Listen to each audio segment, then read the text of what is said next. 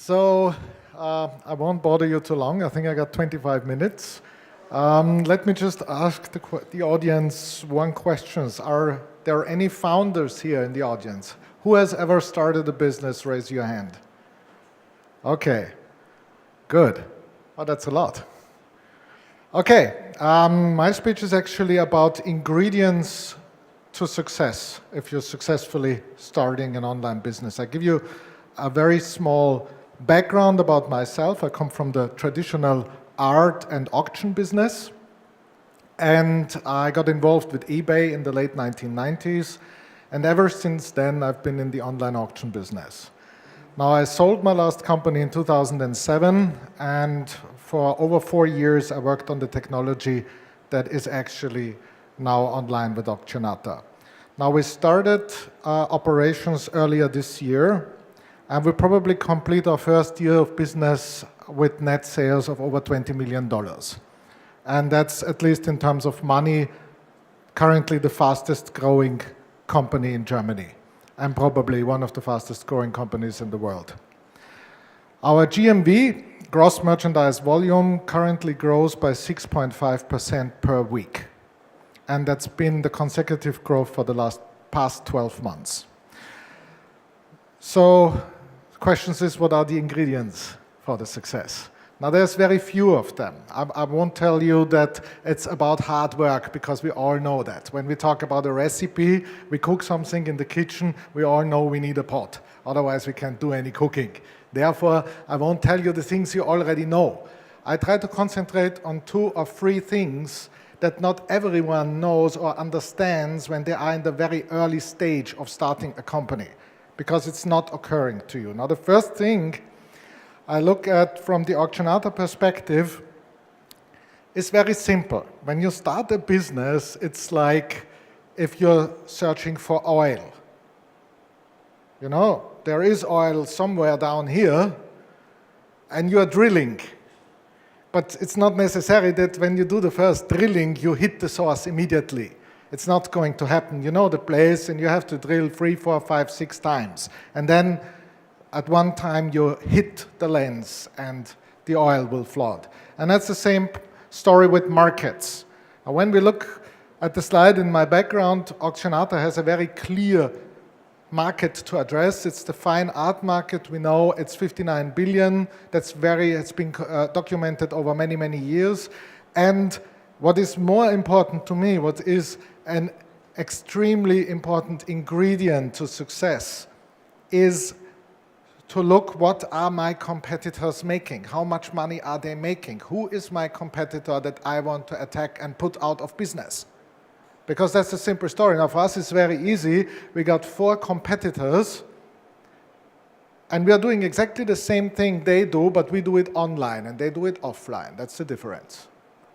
So we say, since we see how the art market has been moving online over the last year, we say we can take 10% of what they make in the next 5 years, if we operate in all the markets where they operate, which is much more than just Germany, obviously. So it's a question of growth. Again, but important thing, how are we going to take the customers away from them and bring them to us? That's the one important question I ask myself when I start a business. I say, where is my customers coming from, right? So, and there's the answer. The question is there any problem at all to solve? Not every market has a problem that it needs to be addressed. And the second thing is, you know Peter Thiel, and you know what he said. And that's the most important statement. If you have something that's 30% better than the competition, forget it. No customer is moving for a product that's 30% better. If you have something that's 300% better, that's so extremely much more better from a user experience, then customers will move. Now, the question is, we make a very simple proposal. People don't have to travel to go to an auction. They can do it with using Auctionata from every device, with every kind of connection, and they get exactly the same user experience as if they were in an auction. Now the technology behind, I developed, it took 4 years to develop. I made it with my co-founder on my own money. We had our regular jobs, and on the weekends and in the evenings, we developed the system. Now, it's not a big surprise that it's successful when it's launched. I'm going to show it to you in a 90-second movie that is likely to start in about 17 seconds from now. Herzlich willkommen, liebe Zuschauer bei Auktionata. Herzlich willkommen hier zu unserer Versteigerung. 650, 700, 800, 850 Euro, 900 Euro. Anita ist unterlegen. Andreas ist Höchstbieter. 2000 Euro. Patrick, der hier noch mit sich ringt, 340 Euro und 380 Euro. 550 Euro, 600 Euro aktuell. 9000. Das ist ein absolutes Highlight. 10.000 Euro überboten. Peter erhöht auf 15.000 Euro. 2.000 Euro. Ein sehr schönes Schmuckstück. 5.000 Euro. Ein Bieterduell. Wir stehen bei 7.000 Euro.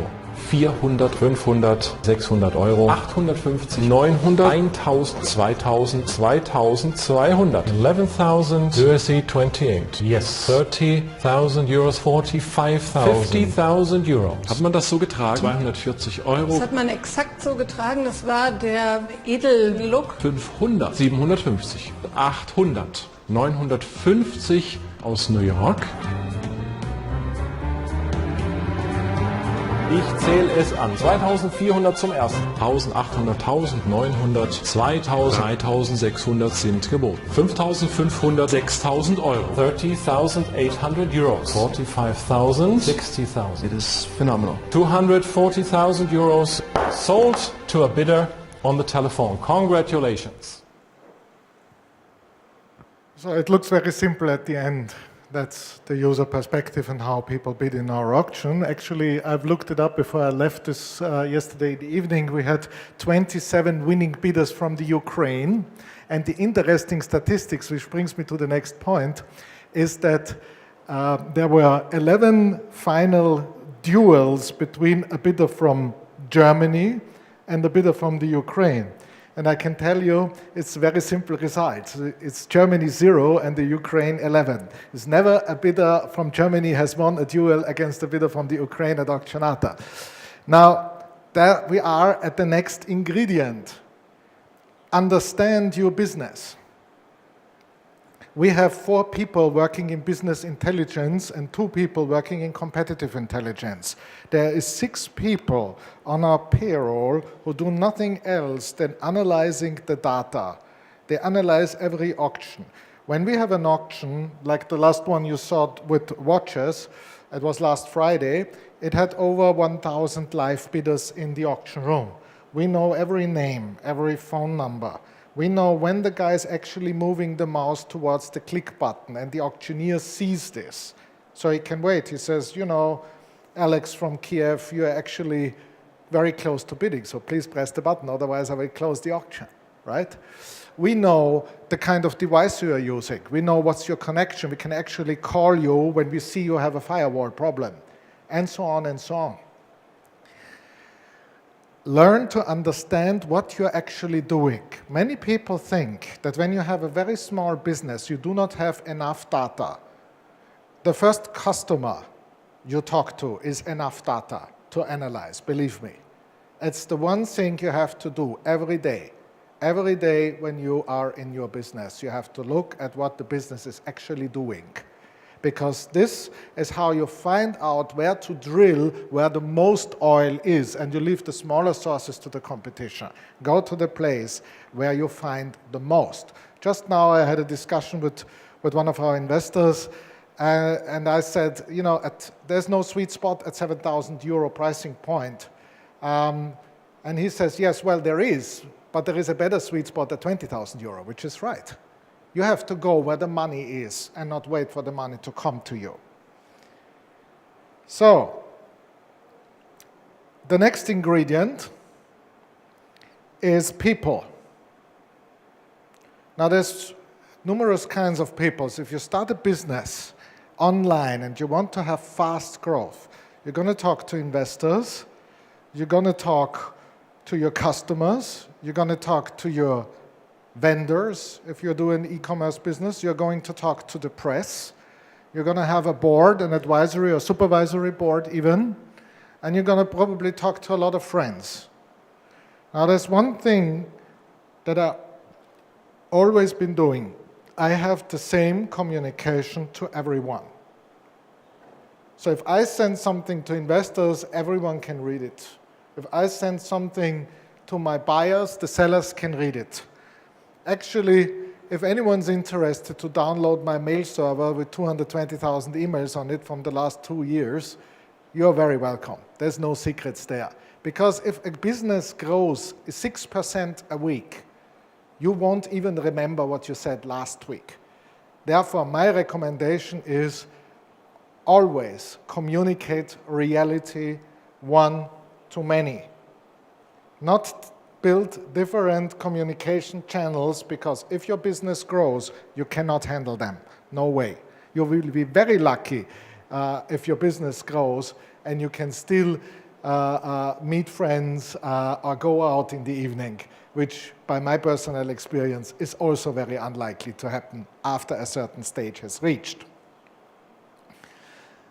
The last and most important ingredient of all, if you're doing an e-commerce business, such as I, a web business, a social media business.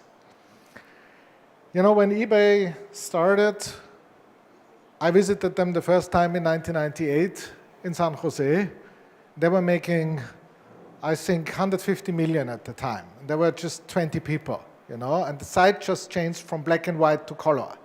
And there were no images, and there was no communication, there was nothing. And there were just those 20 people in this room, and nobody was actually knowing what they were doing. And the crazy thing about is this was possible 15 years ago, but it's not possible today anymore. Today, if you have a very successful business, you're very lucky if you make it under Alexa's top 10,000 websites. Very unlucky. We currently rank number 7 on the global list of auction businesses by traffic. And that's extremely lucky. But there's no way we can beat the top people in the top sites in the first year, maybe in the second year, maybe in the third year. But there's one way how you can crack the code. And that is if you have a service that is actually interesting for major partners. Because then they are likely to send the traffic to your website. And all you need to do is share the revenue with them or find some other model so that they can make some money out of it. Now, eBay became popular very simple in 1998 when the head of marketing at the time, Steve Westley, went to AOL and said, you know, we give you 10% of our business and you just promote eBay to all your customers. And that was it. At the end of the day, that was the whole story of eBay. Because at the time, just in San Jose, there were more than 100 other websites doing online auctions. None of them exist anymore. None of them. Just because one deal. Just because this guy, Steve Westley, went to AOL and said, promote our website. That's exactly what we do. We do it with other websites. We just did it with Ruby Lane, which is the largest website in the United States, marketplace for fine art and antiques. They have about 5 million members and about 10 million visitors per month. And we just share the revenue with them. And so they run our auctions on their websites because they're not doing any auctions anyway. So for them, it's just free money, you know? They just take it. And this is what brings traffic to our website. And we don't have to pay a lot unless we sell a lot. And that's fine with us. So most important to understand as an ingredient to success of a web business is to actually work with older and bigger web business who struggle to make revenue. And believe me, if you go down the list of the top 1,000 websites globally, 900 of them actually struggle to make money. So, and they have lots of traffic because most of them provide free services. And you would be surprised how welcoming many people will be to promote your service if it represents a value addition to their audience. And there we are back again at part 1, which is the value creation, tapping the original market. There you are. So if you look for partners and you see they're actually also in this area, in this space, but they have not been able to tap the market that you are tapping, then it's very likely that they will be interested in cooperating. Now, the second thing about people is the different, or partnerships and people actually, is hiring. How to find the right people. Now, the number one biggest indicator of if your business is successful is your HR inbox. The better the people that try to get a job in your company, the better your company is. There is no better auditing audience than people who look for a job. Because when you look for a job, you want to go in a good company. And you look, so the question is, do they find you?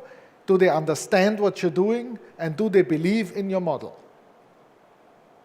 And there's one thing that's even better is if you have a competitor and top people from this competitor come to you to ask for a job, then you know you're on the right way. So the question is, how do the people find you? It's very clear, they find you on the internet. The question is, how early are you able to communicate the quality of what you're doing in very simple words so that everyone understands? Now that is the hardest thing of all. Most founders struggle by explaining what they do. Literally all of them, including myself. It took me 4 years really to explain what I was actually doing. And I spoke to a lot of people, and for 2 hours, in New York City, I spoke to a guy, and he was amazed. He said, I'm blown away by what you've done. And this guy was referred to me by another guy, and I had him on the line a little later today, on that day. And I said, so what did he say? And he said, well, he actually said he did understand nothing, absolutely nothing of what you're doing. And why is that? It's because I was trying to mix two things that you can never mix, like in a recipe. You cannot mix oil and water. They don't go along. No way. Whatever you do, you can stir, it's always going to separate. I was mixing what I had done plus what I will do. And this doesn't work. In a presentation, even in a small interview, I have to choose. Either you're talking about what have you done in the past or what will you do in the future, but never mix it, because people will never understand. Now, when you have a communication that goes outside, you always talk about what you have done, 90%, and 10% about what you will do in the future. And on a side note, never put any prognoses of how much money you're going to make in the future unless you really know how much you're going to make, believe me. But you said, I was saying, I built an internet live auction company. It's very simple, everyone understands. Internet live auction. So, and when you go and look for Auctionata, that you won't find anything else. You will always find in the press, no matter if it's Forbes or the Herald Tribune or the New York Times or whatever, you will always read internet live auctions. You will always read Sotheby's. You will always have a few key points that will stick to people when they read it. And when I put up an ad for a small job in New York, I get people inquiring that you wouldn't believe. And that is simply the reason is because there are so few companies that you research on the net where you immediately understand what they are doing. And that is probably, or at least by my perception, the most important thing there is. And the most important thing we solved.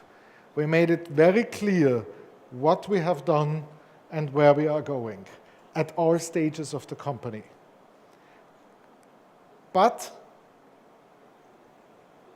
only after we launched. Before we launched, it was impossible for us. And why? It's because only after we launched we had contact with our clients. And it is our clients who tell us where we are going. This is why so many investors will ask from you, if you launch a business, to start as soon as you can, to go online as soon as you can. Now, before Auctionata ever made a single penny, we had 3 versions of the business online. If you would see the website today, you would really think I'm completely crazy. And you would really question how we were able to actually succeed. Because what we originally launched has absolutely nothing to do with what you have just seen.